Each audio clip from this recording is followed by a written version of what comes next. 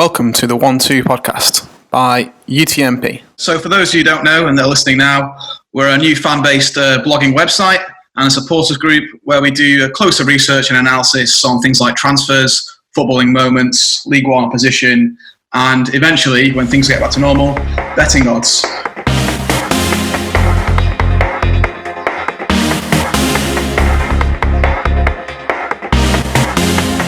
Today I'm going to be joined by Tom Johnson, Ben Wetton and Chris Boyer, our special guest.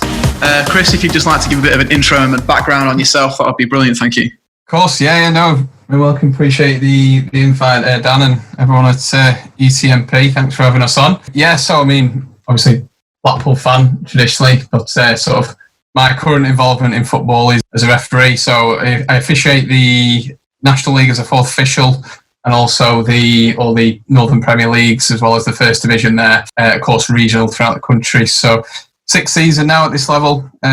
So I've seen numerous players, as well as officiating a lot of Premier League under 18s. So I've seen a lot of players coming through in that respect, and it's always good to sort of translate anything that I've seen across to any potential loan signings within League One.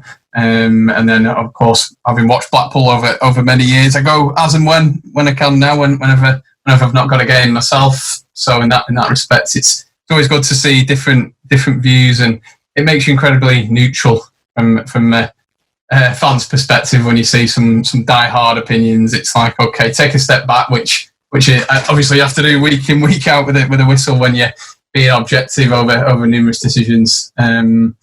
So yeah, that's a bit about sort of what I do throughout the season. Just currently waiting for COVID to clear up, or as much as possible, because it's just still with the FA regarding National League and down at the minute due to, obviously, there's financial reasons with testing is the only reason why Premier League can resume. So currently just waiting to hear from the FA about everything from the National League and below of when we're going to return, which hopefully is going to be sooner rather than later.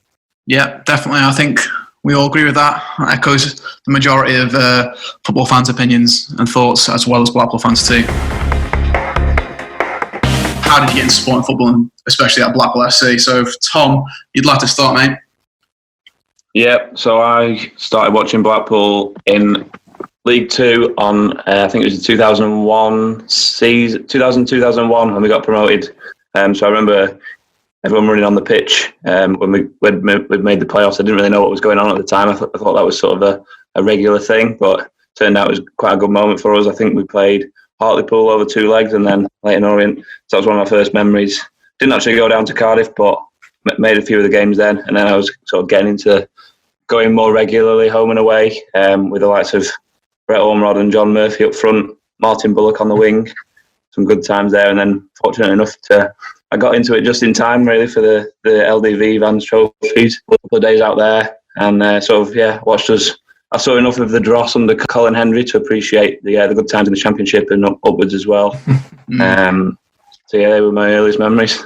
Yeah, I was similar. Ben, what about you? Yeah, similar sort of time. So I think my first season ticket would have probably been 2003, so maybe a year or two after you, Jono. And then I think I became like a ball boy a couple of years later, and watched us gradually rise up the leagues. It was a nice little introduction to football, and then I guess we've all sort of noticed that that's not the usual since the big downward turn from 2010 onwards. But yeah, similar sort of heroes growing up. And big fan, and obviously a bit more appreciated for maybe like Andy Morrell and Keegan Parker and those little sort of players. But similar sort of time. Chris, what about you? Yeah, so I following Blackpool, I'd say 2001. So there was that was when I got my first season ticket. I definitely started going to a few games around 1998 when I was a young boy with the old South Stand, which of course had no roof on at the time. Always good to see sort of the original ground, and then when we got the new one, it was good to have 5 full seasons there with a season ticket. Of course, seeing the likes of John Murphy, as Tom mentioned there, flicking it onto Bretty Ormerod. There was a car full of us going from Thornton Cleavers, as you know well, Dan. So having had those memories, and those are there sort of from core days, and it was all good to see us sort of compete in those middle leagues, but not really get anywhere at that time. But like I say, being a young lad, you're looking up to stars no matter where they are. If you're their own team, even if they're not in the Premier League, they're your own Premier League when you're 11 years old, definitely. Remember where you were sat for the first few games? I think my first game, I'm pretty sure I was on the east before the new stands were built. I'm pretty sure I took one of those stools and stood at the front with my granddad. Yeah, I was sat on. I always used to want to sit on we used to sit actually on the advertising board. So Yeah. I remember me and my brother always wanted to sit on the KFC board just because we loved KFC. So I was sat right on there.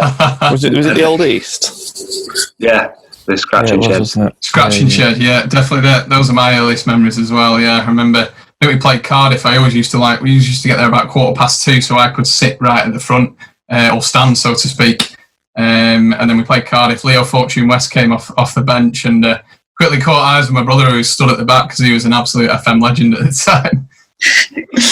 I think I first came in on Quid a Kid, and then got a season ticket with Mike, and that's how sort of mine flourished as well. Pretty strange, isn't it, being a Blackpool fan? Definitely a rollercoaster of emotions for the past few years. Obviously on the up now after the ousting of the previous regime. Question for me would be, what are your thoughts on the new transfer policy under Neil Critchley? Chris, I'll come to you first. Yeah, I think it's really, really promising in the fact that there's a lot of good youth out there, particularly obviously with Critchley's links to the Jurgen Klopp regime at the moment through Liverpool, and having had all his experience with that kind of football and that kind of mentality. There's a lot of good youth out there, because you look at you take players like Marcus Rashford that are obviously at another level coming through the ranks, but players of that nature, there's going to be potentially a number of hidden gems that so many people don't know about within those under 18 sides. And sort of speak from experience, having refereed numerous sort of clubs of that level as well, where there are gems, and then I've seen them a couple of years later, whether it be in the Football League or having made it into some kind of first team in the Championship or Premier League as well.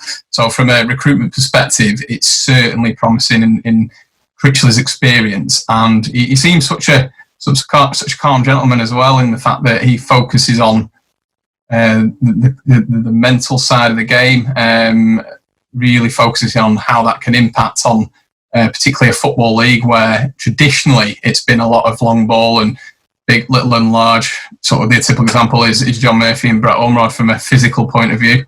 Okay, can't disagree with any of that. Tom, got anything to add? Yeah, I think it's been very promising. Obviously, we've stolen a march on our rivals, but I've got 3 free transfers in, one from Burton Albion. So it used to be the likes of Burton and guys like that stealing our players when they ran out of contract, particularly over the last decade.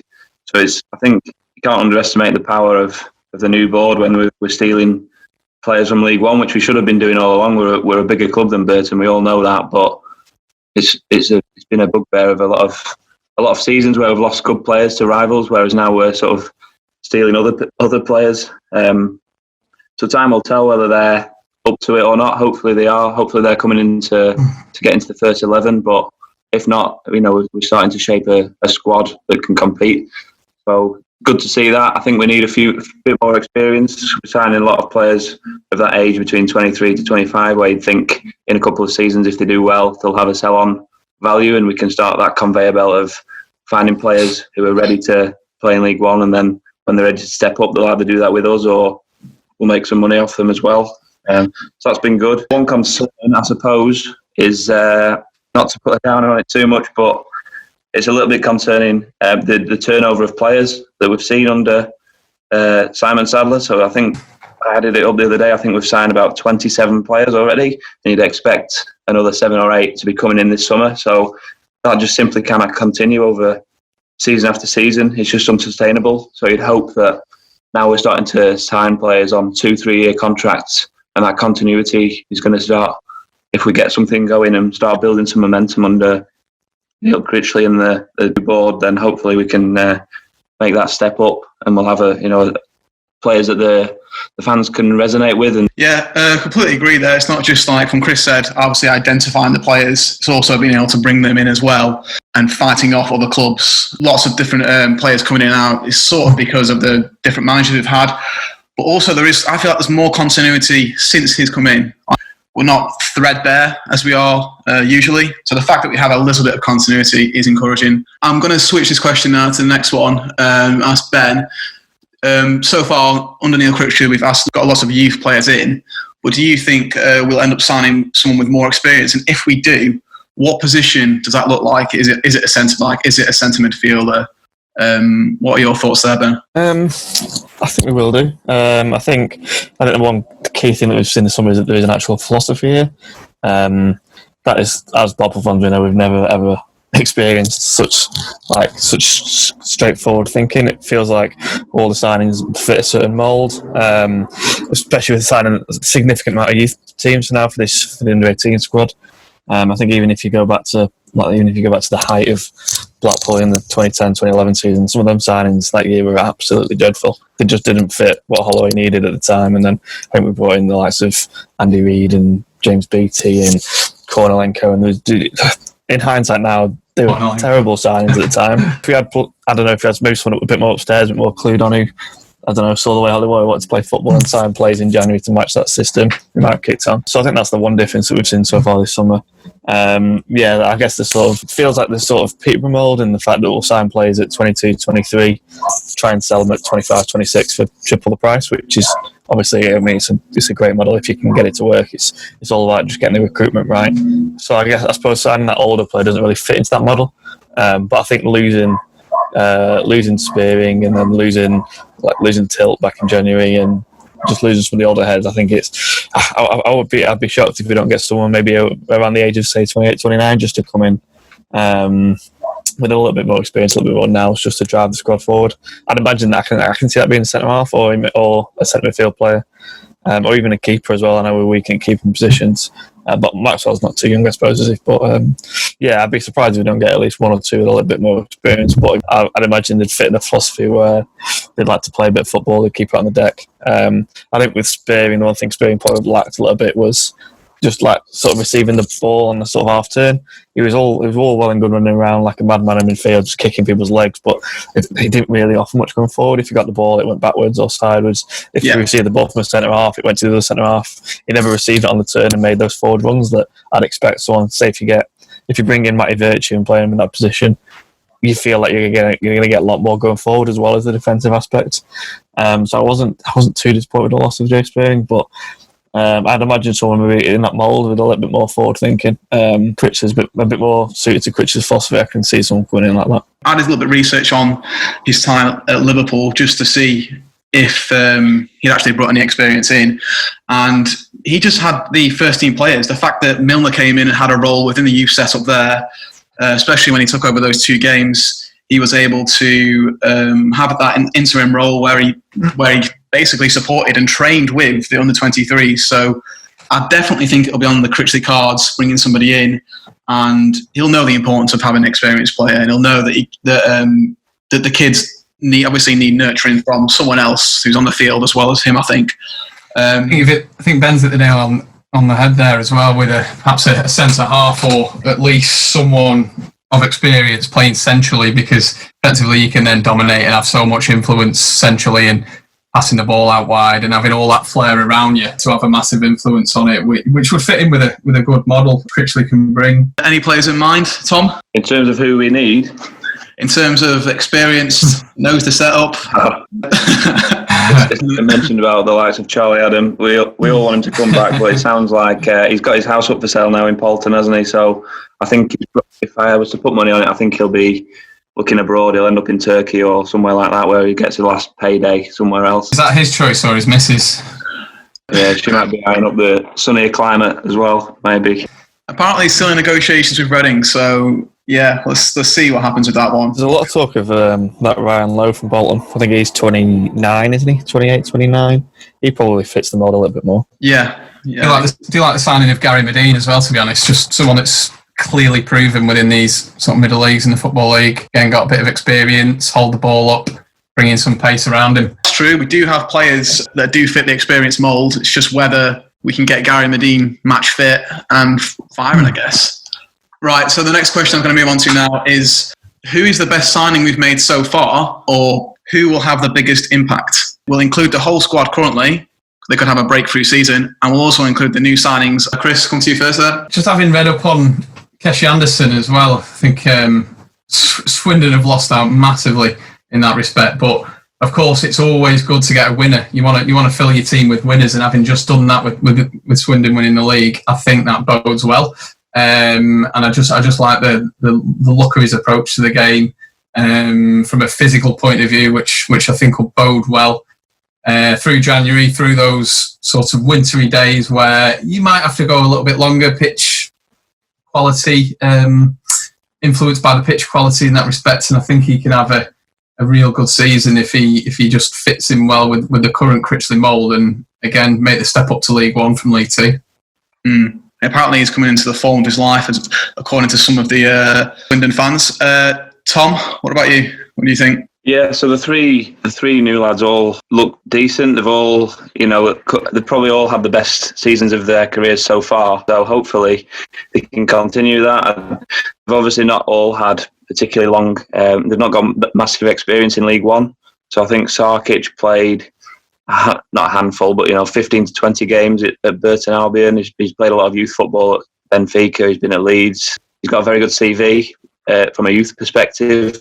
And he obviously knew Neil Critchley prior to signing, but the proof will be in the pudding as to whether he continue his decent form at Burton last year into this year. I think Marvin, I won't try and pronounce his surname, but Marvin looks like he's come up through the non-league, hasn't he? Similar to Curtis Tilt in that respect. So hopefully he'll step up in a similar way to what Tilt did.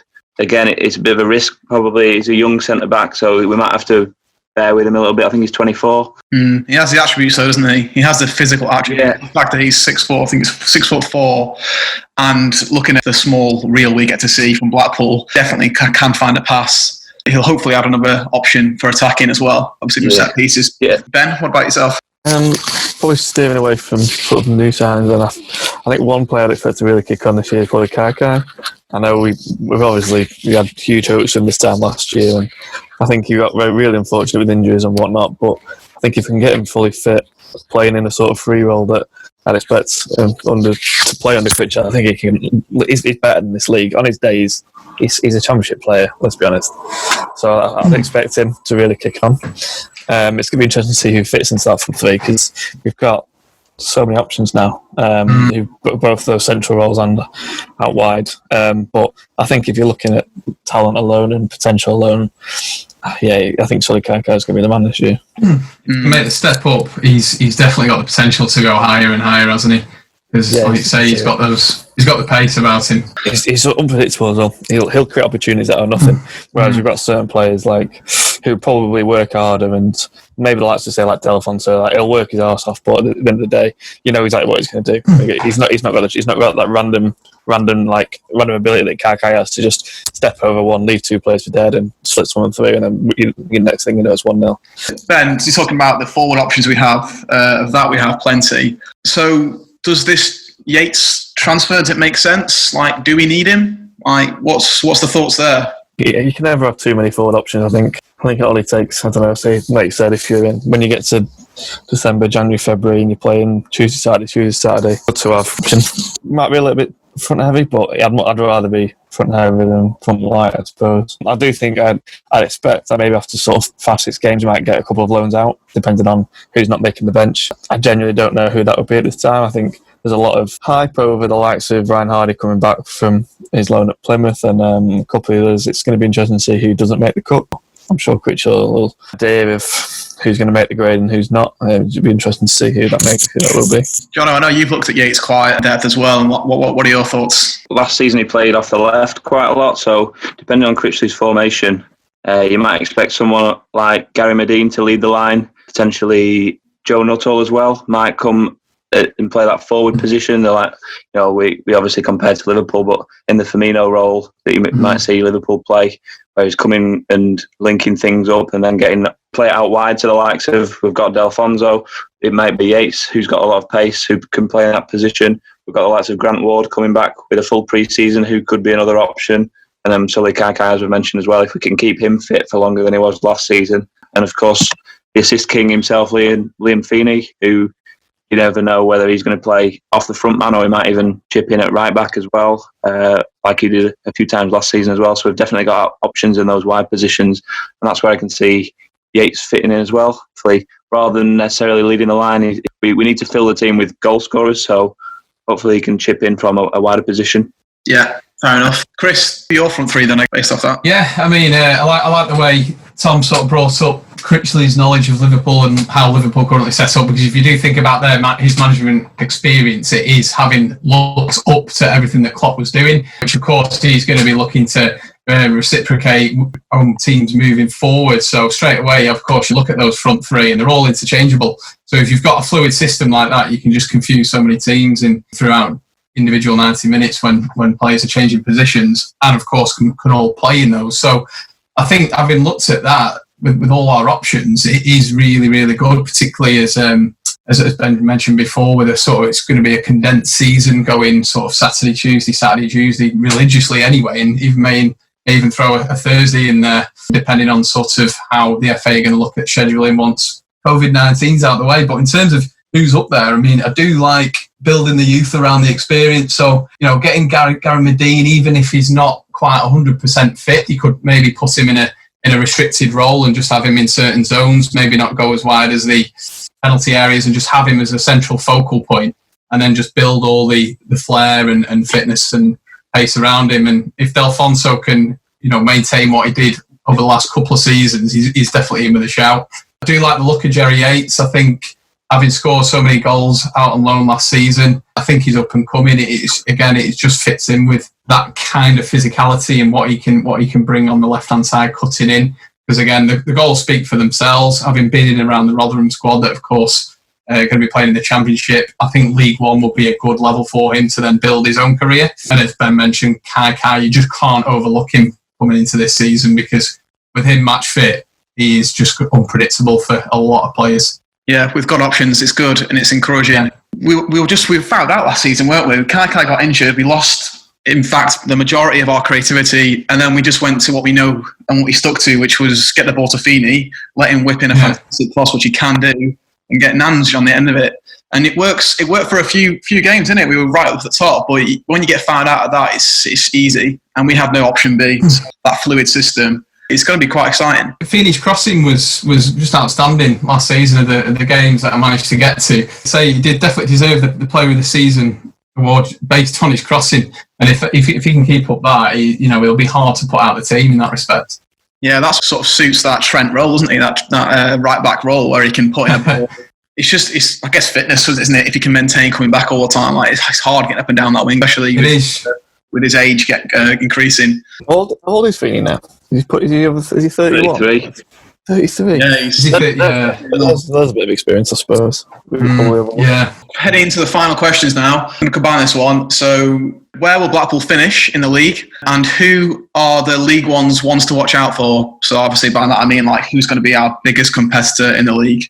Ben, we'll come to you first. This is a very difficult question to answer at this stage, I think. I feel like if you put your hand on a prediction now, you might not fit in a couple of months. As it stands, you look at the ones who finished up around there this season who probably won't suffer from COVID. So the middle acts of, I hate to say it, but probably Fleetwood as well. I think if they keep hold of their squad of players, they will more than likely be up there again. I think they've got a very good first 11. And I don't think Hilly will let most of them go. I think there's a couple of clubs who are going to really struggle. Again, we don't know who's coming down from the Championship, so obviously they'll always compete. If it's the likes of Wigan, if they do end up coming down and they keep that team, they'll be straight back up. They're a top half Championship team at the minute.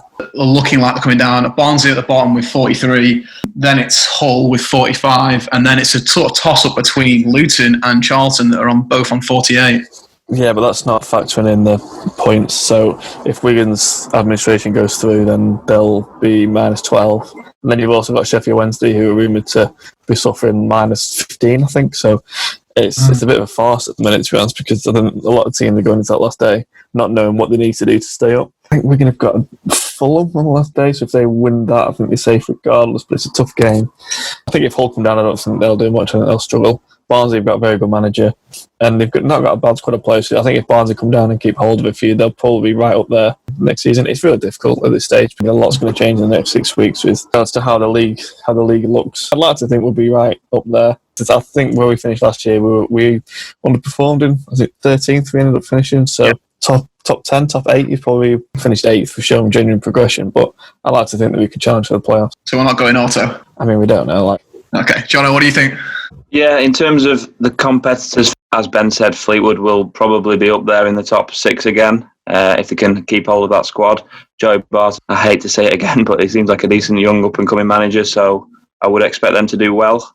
The likes of Portsmouth, Sunderland, Ipswich will surely be up there. You would think that we'll be able to strengthen in the summer and capitalise on some of the smaller clubs which might suffer from COVID. So the likes of Gillingham, who finished quite well last season, if they can keep hold of their best players. But yeah, there's some big clubs in this league, so you'd expect them to be right up there. I'd like to think that we're going to be going for, as a minimum, the playoffs. Simon Sadler said 2 to 3 seasons he would want to see us in the Championship. I think everyone was really disappointed with how it finished last season, but for the most part under Grayson, we were up there around and about, and we just drew too many games. So if we can cut out some of the sloppy losses as well, I don't think we're too far away from that top 6 picture.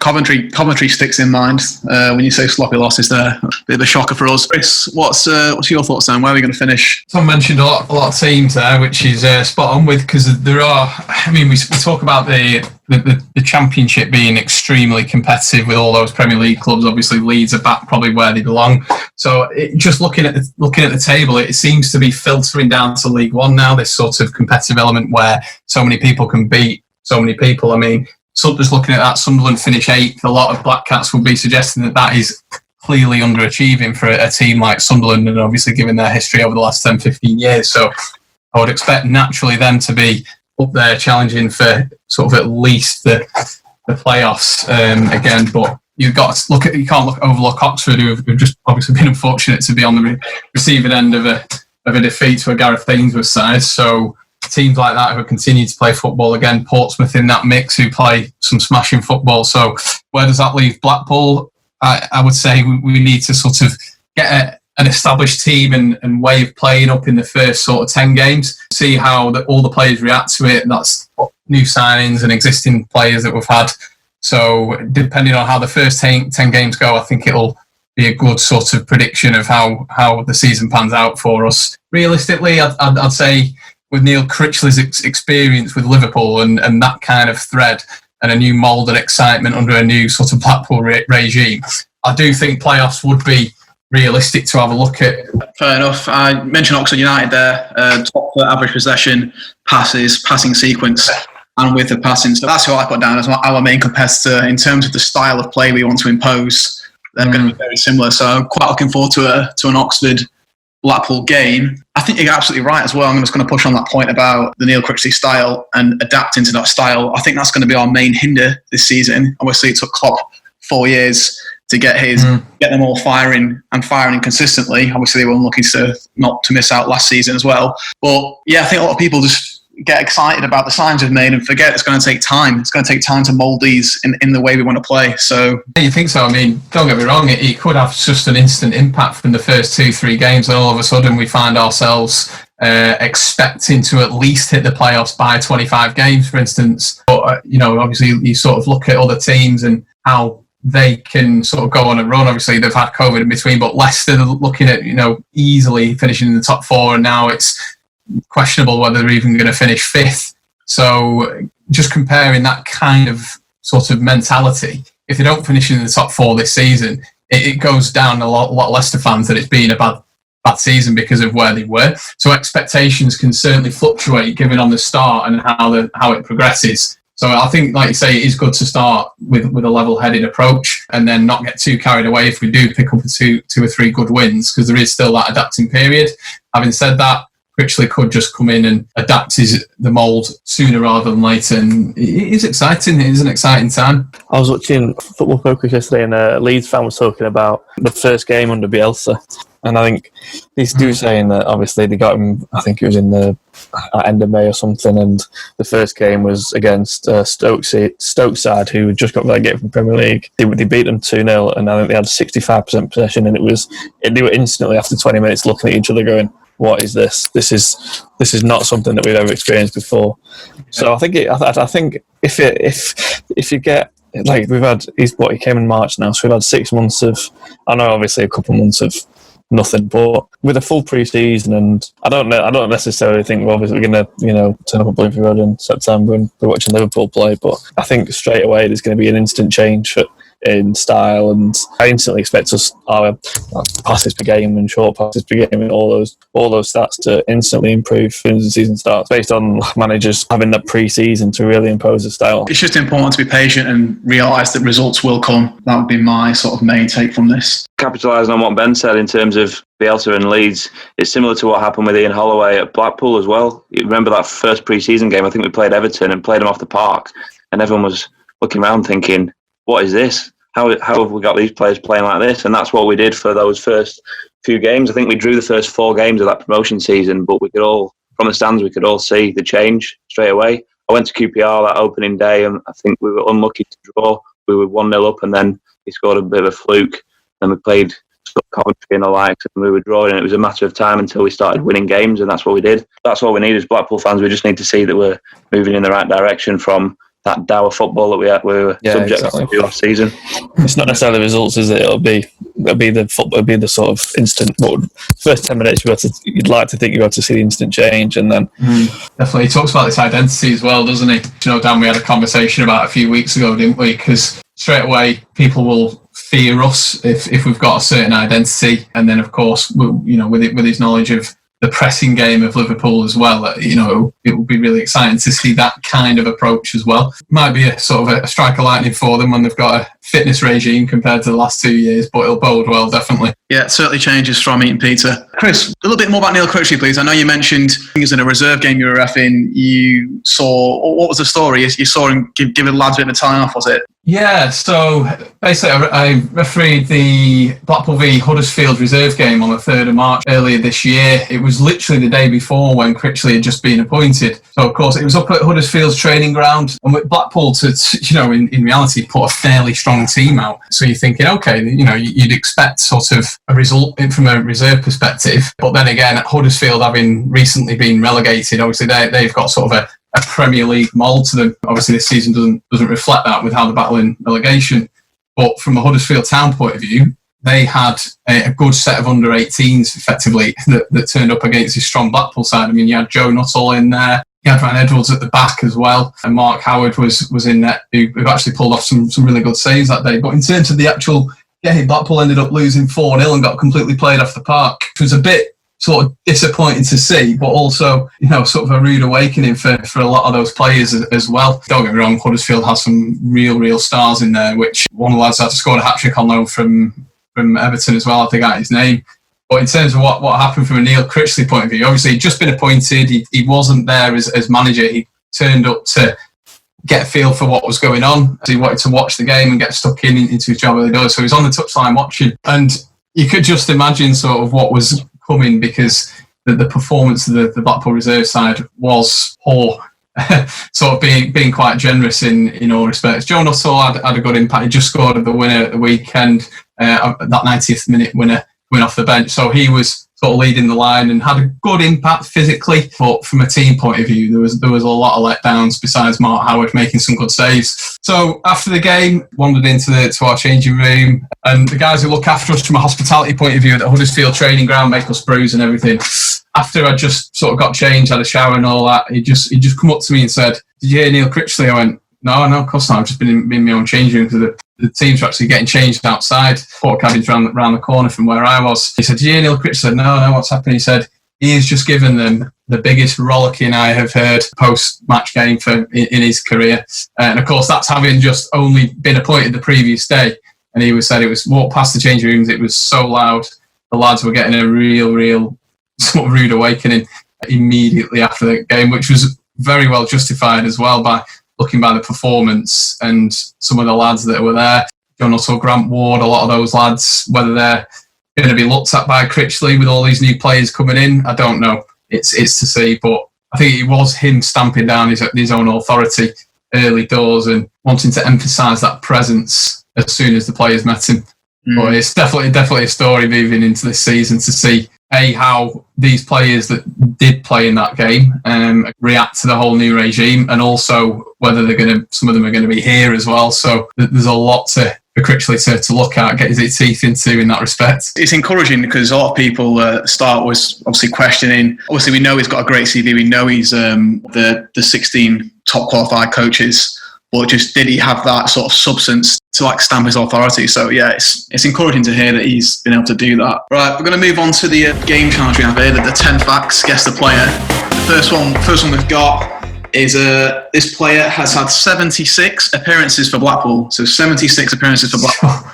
I'm not Very specific. Not giving you much to start off with. So the idea is you guess the name, and then we go through the several questions until someone guesses the right answer. So first fact is that the player in question is 76 appearances for Blackpool FC. Tom, do you want to hazard a guess? That's all I've got to go off. 76. I'm going to go with a random one in Tommy Ashen. No. Incorrect. Ben, we'll come to you next. 2 good seasons, isn't it? Maybe. Scotty Vernon. Nope, incorrect. Chris? I like this kind of era. I'm going to keep with the same era and go with Ian Hughes. No. I generally thought someone was going to say it the first round, and I was like, this is the worst game ever. Okay. Next round. He's gone into coaching since his time with the Seasiders, and he's quite high up the pyramid. So he's gone into coaching since his time at the Richie Seasiders. Wellens. And he's quite that good. Nope, not Richie Wellens. Jono? I can't even think of anyone who's in coaching. No, I've not got anyone. Ian Everett. No, not Ian Everett. Okay, passing that one. Okay, third one. He scored 13 times for Blackpool. Chris? I'm going to go with Martin Bullock. Nope, good shout. Not quite. Ben? Yeah, this is difficult game. This is tough. No, yeah, pass on me. I'm going to go with Michael Flynn. No, another good shout. It's a good game. He was born in Carlisle in 1966. Let's just do some quick maths. That makes the season of 1995, doesn't it? Around that era. I'm still stuck on the fact that he's a coach, so it's hampering me in my guesses because I want to make sure it's someone who's high up the pyramid. So yeah, I'm just thinking. We've got a few more to go yet. We've got about 6 more facts, so you still. I'll have to just go with Simon Grayson. No, not right, but good shout. Chris? Goes to Ben first. You went to Ben first. Go on. Ben, have you got anybody? Yeah, it's the coaching who got me. No, he's done nothing. We're just gonna pass it. Yeah, pass it. It's not mine. Pass it. Chris? Pass it. High up the coaching ranks. Well, David Dunn's not that old, so pass. This might help you now. He helped the club win promotions and was a substitute in the 01-02 Football League trophy. When you say we beat Cambridge, didn't we? Leighton Orient was the player, I think. Yeah, that's correct. That's correct. beat Leighton Orient and he came on as a sub. Is that right? I thought you said the Football League trophy. I thought that was the Cambridge game. Well, I'll give you 2 facts there. I think you're right on the Cambridge one, and I think he was substitute at the Cambridge, but he definitely featured in the Leighton Orient game. These are tough. Oh, okay. How many more facts we got? We've got 4 more facts. 4 more. Oh. We'll definitely get it for the end. It's definitely not Richie Wellens. It's not Richie Wellens, mate. No. Brian Reid. Nope. That's it. I like that guess. Is it close? That if that even means anything, you can't. I think I've got it. Go on, Sam. Paul Simpson. Yeah, that's correct. Oh, that's a great shout. What a left foot. Well done, Jono. Yeah, the next one was he was signed for Blackpool as a free transfer in 2000 as a winger. I reckon you would have got it then when I gave the position away. He's managed a few teams, including the rivals, the Nobbers. His son works for AFC Filed as head of fitness. You might have got it from that. And then finally, he's got the surname of a famous TV show. So, as we're drawing to a close, Chris, it's obviously called the 1-2 podcast. So, would you like to recommend to us another fan that can feature on our next show? Yeah, definitely. We'll have to do Michael Jarvis. To be honest, he's definitely a die-hard Blackpool fan. Every time I turned up to a game, I think he was trying to be part of the Barmy Army, if not central. At least wishing he was when I speak to him, anyway. And his father's in the same vein as well. So he's definitely will definitely give a good insight to the Blackpool days. I think we always used to go to a handful of away games. I think it'd be rare that Jarvis has ever missed one, to be honest. So I'd certainly recommend him. Nice one. Thanks very much for your time, Chris. Cheers, Dan. You're welcome. Thanks very much, Jono, and also Ben. Finally, just a quick word to our listeners. Thanks so much for all the support so far from the UTMP. We've been really overwhelmed with such kind and constructive feedback and the response we've had for our blog. This podcast is just another small element of that.